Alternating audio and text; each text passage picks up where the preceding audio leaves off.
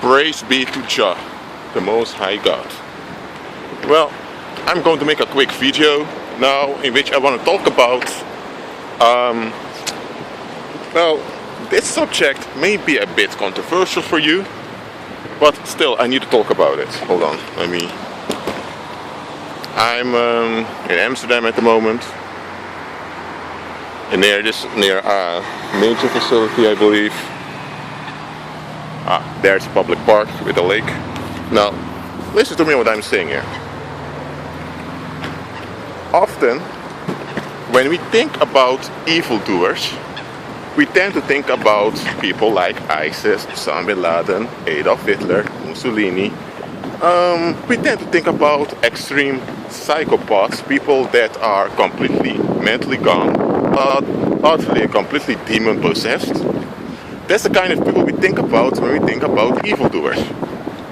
Now, aren't they evildoers? Yes, they are evildoers. We're not going to deny that, okay? Let's be real. But, the reason why I say but is not because there's a contradiction, but because often in our way of thinking, you see, we have contradictions in our way of viewing reality. And what do I mean with that? First of all, look,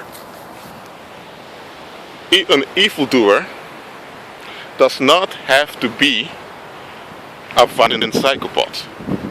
An evildoer does not have to be someone with an axe going to behead you because you don't bow down to Islam. An evildoer does not have to be a child molester. An evildoer does not have to be a pagan that's making pagan sacrifices. Guys, you see this here? I'm not sure of the history of this place, but you see, I'm learned in spiritual stuff. Such small places are often used to call upon demons and all that crap. But anyway, an evildoer does not have to be a pagan that's making sacrifices to demons. They don't have to be. An evildoer is everyone who everyone who persists in walking in self-preservation. Every of such individual is an evildoer. Let me repeat that, for those who didn't hear me well. Everyone that persists in walking in self-preservation is an evildoer. Now Rashid, how can you say that? Everyone wants to preserve their life, right? Isn't it the most logical and rational thing to do to preserve yourself? No, it's not. First of all, you are a human being. If you didn't know that before, you are a human being. That means that weaknesses and limitations are a part of your natural existence. Insecurity is also part of your natural existence. Why? Because you don't know everything. Okay? Only the Most High knows everything. The angels don't know everything. Demons don't know everything. So only the Most High can be completely secure of himself. You see? Why? Because he knows everything. And he's invincible, he's self-existent. We can only get our confidence and our security from him. So for you to walk in self-preservation is to claim that you have the same potential and the same capacity of existence as the Most High. Is to claim to be like the Most High. It's blasphemy. First, that's it. Now, walking in self-preservation does not mean that you are taking measures to prevent harm, okay? For example, people build roads over there, right? You see? And they've made some regulations to prevent accidents from happening. Now, is that walking self-preservation? No, that's just using common sense, okay? So you need to understand what I'm saying here. Taking measurements to prevent harm is not walking in self-preservation. You see? If I'm walking down the street, I submit myself to the traffic regulations because that's for objective safety of everyone. That's not walking in self-preservation. Walking in self-preservation is wanting peace, safety, and all that's good on your terms. That's self-preservation. See, and why is this evil? Because everyone that walks in self-preservation, they objectify others and the Most High as extensions of their own ego. That's what they're doing. And everyone and everything that functions as a comfortable extension of their ego, Their ego is their imaginary image of themselves. Everyone that can apply to that, they treat well, and everything and everyone that includes circumstances and places that does not, that's not in harmony with their ego, they see as a threat and they treat badly. So people that walk in self-preservation, they're really ugly, you see, but you only see their good side, so-called good side, when things are comfortable for their self, for their ego. You see, people that walk in self-preservation, they have an ego. That does not mean that they are walking with a high attitude all the time. No, they can be people with a very low attitude, a very sincere and a very polite attitude. Yet it's still self-preservation, because such people are the ones that will excuse evildoers just to preserve self.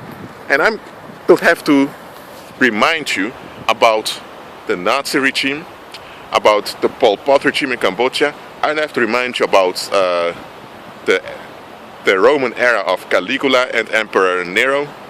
You see, all throughout history, you see how violent psychopaths and bipolar demons are getting away with what they're doing because so-called good, law-abiding citizens comply with them.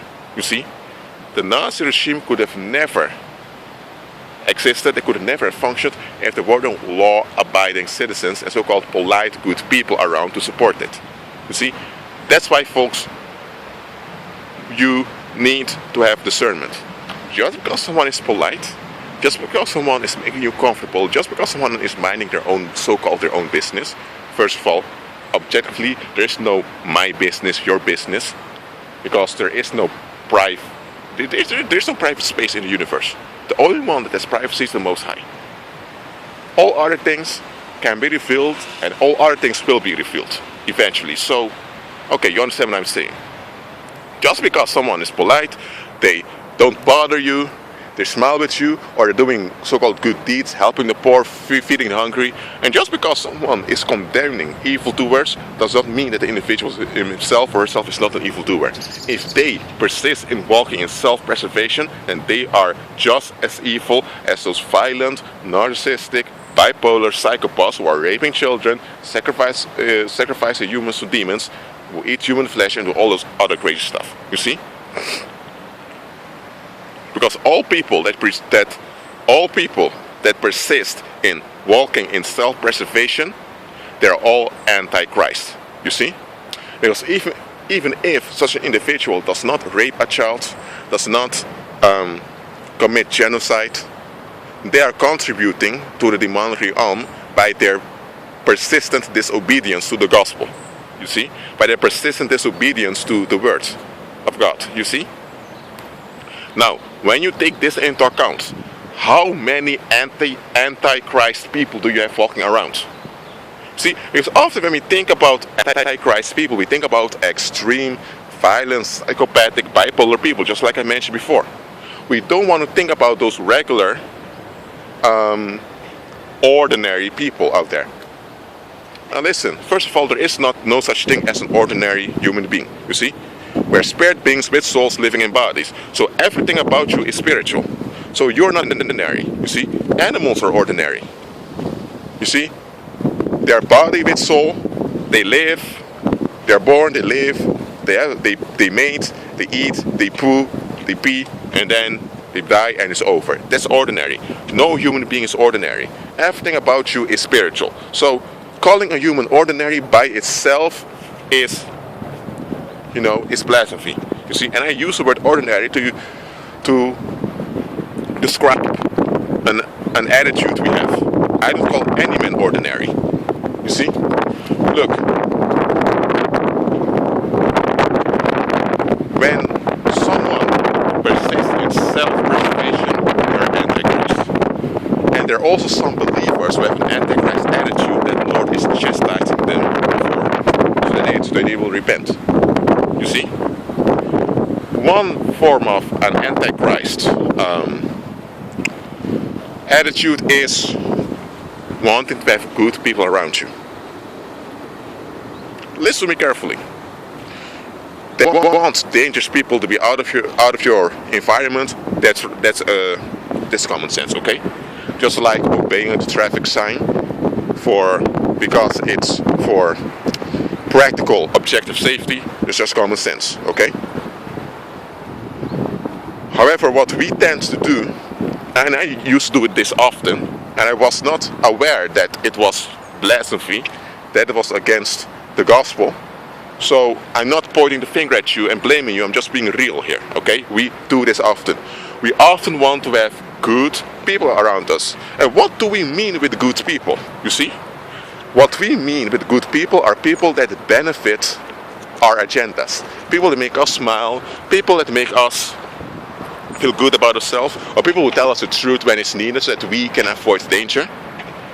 Or people that don't bother us when we don't want it, people that only speak when we ask them to speak, people that only give their opinion if we ask for their opinion. So actually what we tend to call good people are just people that function as an extension and a confirmation of our egos. Our egos are our imagined. Our egos are our imaginary selves. It's not real. So when you think about it, this whole attitude of only looking for good people is Antichrist.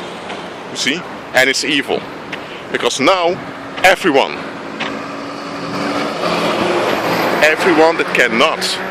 that cannot fulfill that role as an extension of your ego is seen as, let me say like this, you are basically condemning and objectifying everyone that does not function as an extension of your ego. And that means that you will treat them as trash because they don't benefit you. Do you understand this? It's all about you. It's all about self. Where's the Most High in this? Where's the place for that other individual in this? You understand this? So I want you guys to remember what I've just said today. And I believe I mentioned before in some of my other videos. Just because something is comfortable and it condemns evil does not mean it's not evil. And stop with trying to look for good people. There are no good people, there are only forgiven people and blessed people, which both belong to the same category. You see? Because listen, you don't have to be a violent, extreme, bipolar psychopath in order to be evil. Persisting in self-preservation by itself is evil. Well, that being said, you all, and come to close now. Keep on praying, keep on fasting, keep on reading the Bible, keep on reading the Word, and shalom.